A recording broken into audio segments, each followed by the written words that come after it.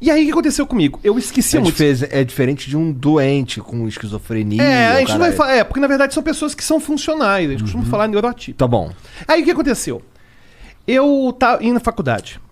Aí eu fui pra faculdade de carro. E eu não queria de carro, porque eu não tinha carro. Eu fui o carro da minha mãe. E depois eu esqueci que fui de carro e voltei de ônibus. E cheguei em casa, roubaram o carro. Eu achei que tinham roubado o carro. Não vi o carro na garagem. Aí minha mãe, te machucaram? Falei, puta merda, esqueci o carro lá. Aí eu peguei o ônibus, fui lá pro campus. E falei, cara, tem que melhorar minha memória. Tem que melhorar minha memória. Cara, e aí, como que eu decidi melhorar minha memória? Vou contar uma história aqui. Pode contar a história, né? Pode, cara. Vou contar a história, cara. Eu era sempre um aluno, considerado um aluno brilhante. Sabe aquele aluno que acha... Meu pai me contou uma história que é mentira. E quem estiver nos ouvindo, entenda que é mentira. Aquela história de que se você for o melhor aluno, vai dar tudo certo. Cara, se você for o melhor, vai dar tudo certo, cara.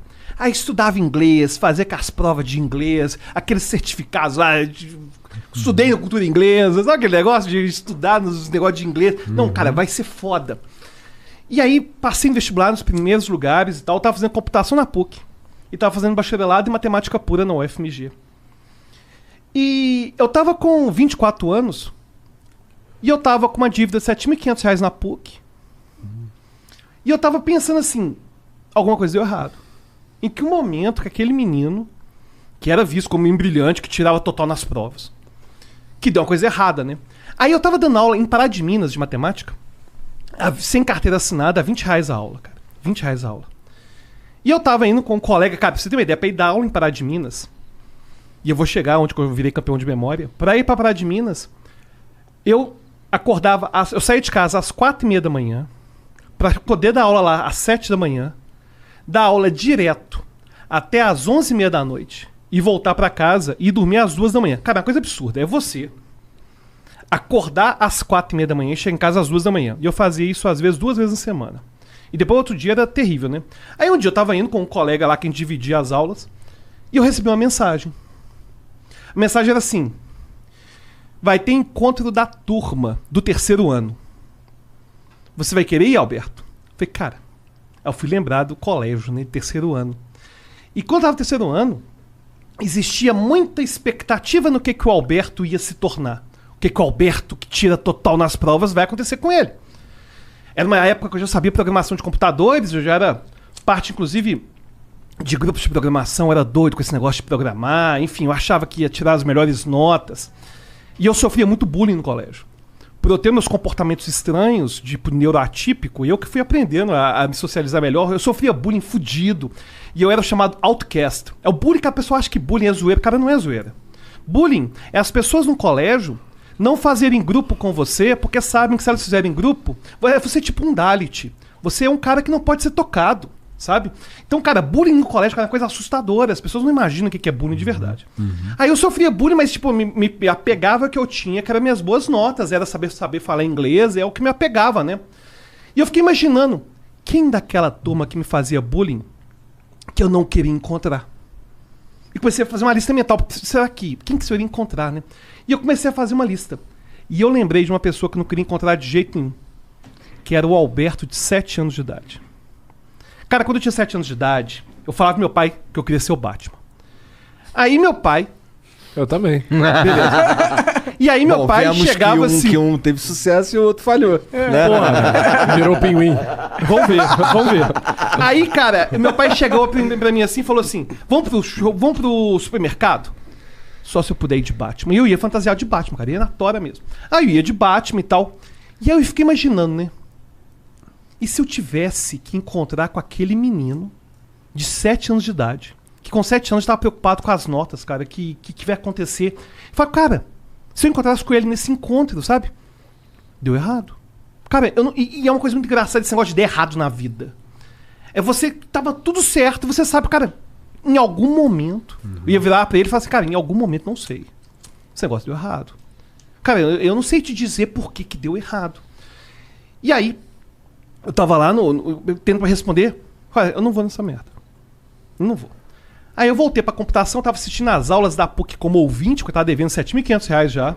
Aquele negócio de ficar renegociando matrícula. Cara, quem nunca deveu na faculdade, cara, não sabe o que é isso. Não sei se vocês já passaram por isso. de você se humilhar, cara, e chegar e tá devendo a porrada. E falar assim, ó, você quer matricular? Vai ter que assinar isso aqui, que você tá devendo pra gente, não sei o quê, renegociava e tal.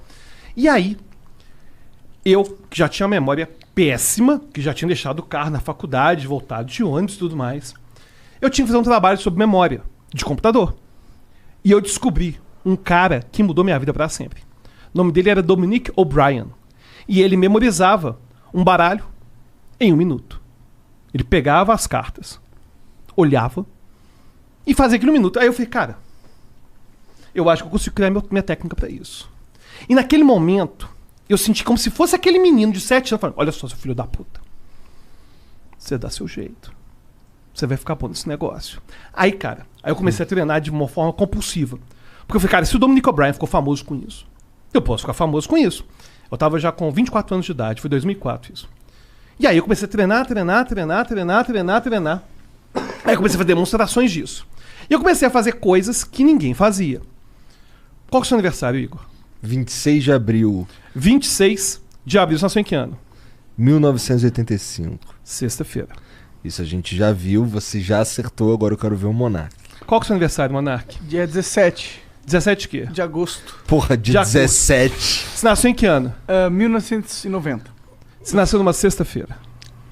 Beleza? Vou acreditar, porque Ô, eu sei Jean, que Como tava o tempo lá, Alberto, no dia? É 17 de agosto de 1990, sexta-feira. Sexta-feira. Pancadas de chuva às 20 horas. E aí eu comecei a Caralho, treinar que isso. da hora. Eu comecei a treinar esse tipo de coisa. Ele Falei, vai cara, pesquisar e vai estar... Eu é a quero minha ver essa Não, é chance, isso, cara. é isso. Mas e a pancada de chuva aí? Então, é isso que eu tô a pancada de indo chuva atrás é agora, outra história. A cara. pancada de chuva é outra história que eu posso contar de outra história também. Mas enfim. Aí o que aconteceu? Eu comecei a treinar. Eu falei, cara, aí eu comecei a ficar bom. E eu descobri que ninguém fazia isso que eu fazia. Eu falei, cara, eu tenho que ficar famoso agora. Tem que me aparecer na televisão. Inclusive, se eu fosse místico, eu ia acreditar nesse negócio de lei da atração, sabe essas porra? Porque eu ficava lá em casa ensaiando. Loucura, Alberto Delisla, no Caldeirão. E aí eu ficava ensaiando e tal. Aí, cara, eu fiz uma coisa que mudou minha vida pra sempre. Como é que é? Loucura! Eu sou bom imitador, realmente. Fala a verdade. Aí, cara, o que aconteceu? Aí, foi, cara, Não, mas como é que é mesmo? loucura. Aí, aconteceu. Eu, devido ao meu treinamento, eu tive convite pra participar do Campeonato Mundial de Memória e nenhum brasileiro tinha ido.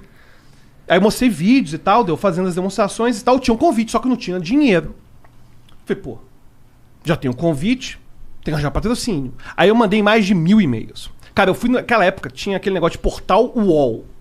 Aí você entrava, tinha lá jornais, não sei se você lembra disso. Tinha lá jornais, TV. Cara, eu comecei a mandar 1000 e-mails. Eu tive 2 respostas. Uma da CBN, com o Heródoto Barbeiro, e a outra da revista Veja.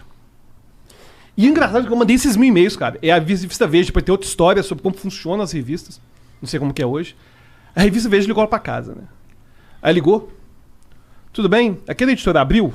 Fala com o Alberto, eu achei que era cobrador, né? O Alberto não está. Quem quer falar com ele?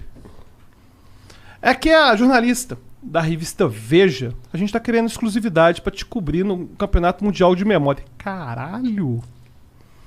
Responderam. O Alberto acabou de chegar. Aí ele ali na porta. Pera aí, eu vou chamar. Foi exatamente isso. Aí aconteceu, aí acabou que na Heródoto Barbeiro teve um cara que me ouviu no Heródoto Barbeiro. Luciano Huck. Aí eu comecei a fazer demonstrações, Caldeirão do Huck, fiz o calendário. Aí no Fantástico eu memorizei cartas de baralho. No Faustão, cara. No Faustão. 2 minutos. Memorizei 60 dígitos. Vendado. Depois eu ficava vendado pra falar os dígitos e a galera vendo. E o pessoal falando, Alberto, se preparei que são 200 milhões de pessoas te assistindo na Globo Internacional, viu? Tranquilo? Beleza. Aí, ao som do Asa de Águia, eu memorizei 60 coisas, 60 dígitos. O som de asa de águia. Ele não Aí esquece depois, isso, né? aí no Fantástico, eu memorizei Afinal, ele é o campeão da América Latina da memória pica. Aí depois eu fui no Fantástico, aí eu fui no Jô Soares fazer essas demonstrações todas de memória. E é assim que começou. Inclusive, uma coisa bem interessante com a Veja, cara. O que aconteceu com a minha Não, reportagem? porra, mas como é